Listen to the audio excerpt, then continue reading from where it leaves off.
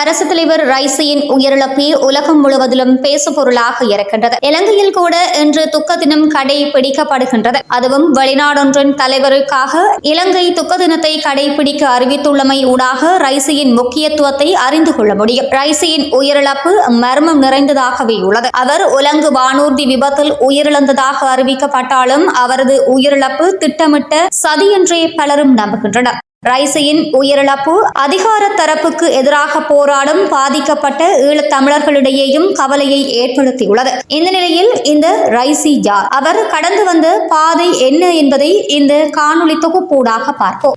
ஈரானின் 8வது அரசு தலைவர் இப்ராஹிம் ரைசி பயணித்த உலங்கு வானூர்தி அண்மையில் விபத்திற்கு உள்ளானதில் அவர் உயிரிழந்ததாக அதிகாரப்பூர்வ அறிவிப்பு வெளியாகியுள்ளது. 63 வயதான இப்ராஹிம் ரைசி கடந்த 2021 இடம்பெற்ற அரசு தலைவர் தேர்தலில் பதிவான 28.9 மில்லியன் வாக்குகளில் 62% வாக்குகளை பெற்றிருந்தார். அதற்கு முன் இவர் ஈரானிய நீதித்துறையில் முக்கிய பங்காற்றியவர். தலைமை நீதிபதியாகவும் பணியாற்றியுள்ளார். 2017 நடைபெற்ற அரசு தலைவர் தேர்தலில் போட்டியிட்டு தோல்வியை தழுவியிருந்தார். அயத்துல்லா காமினியின் அடுத்த வாரிசாக அறியப்பட்டவர். ஈரானின் மூத்த தலைவர் பொறுப்பை கவனித்து வரும் அயத்துல்லா அலி காமினிக்கு அடுத்ததாக அந்த பொறுப்பை இப்ராஹிம் ரைசி கவனிப்பார் என எதிர்பார்க்கப்பட்டது. அவரது நீதித்துறை சார்ந்த செயற்பாடுகளாலும் மத ரீதியிலான பற்று காரணமாகவும் பரவலாக அறியப்பட்டவர். 15 வயதில் ஈரான் நாட்டின் கோம் மத பாடசாலையில் பயின்றார். அப்போது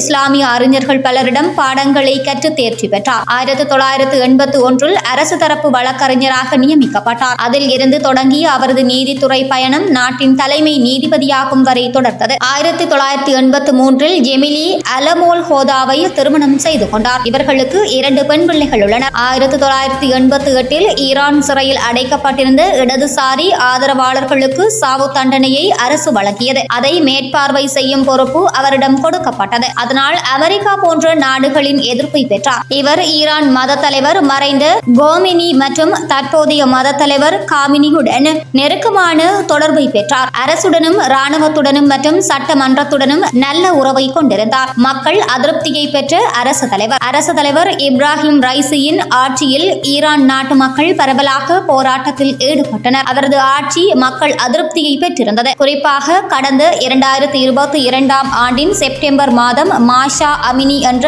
22 வயது பெண் முறையாக ஹிஜாப் அணியாததால் கைது செய்யப்பட்டார். அவர் போலீஸ் காவலில் இருந்தபோது உயிரிழந்தார். அது அந்த நாட்டின் மிகப்பெரிய போராட்டமாக மாறியது. வீதிகளில் அந்த நாட்டு பெண்கள் தங்களது ஹிஜாபிற்கு தீயிட்டனர். பல மாத காலம் நீடித்த அந்த போராட்டத்தை அரசு தனது அதிகாரத்தின் மூலம் கட்டுக்குள் கொண்டு வந்ததாக உலக நாடுகள் தெரிவித்துள்ளன. இந்த சூழலில் கடந்த ஏப்ரல் மாதம் இஸ்ரேலுடனான மோதல் மீண்டும் வெடித்த போது அணுகுண்டு தயாரிப்பதை தவிர தங்களுக்கு வேறு வழியில்லை என ஈரான் தெரிவித்தது. ரைசி 2வது முறையாக மீண்டும் அரசு தலைவர் ஆவார் என்ற எதிர்பார்ப்பு நிலவிய நிலையில் அவர் துரதிருஷ்டவசமாக உலங்கு வானூர்தி விபத்தில் உயிரிழந்துள்ளார்.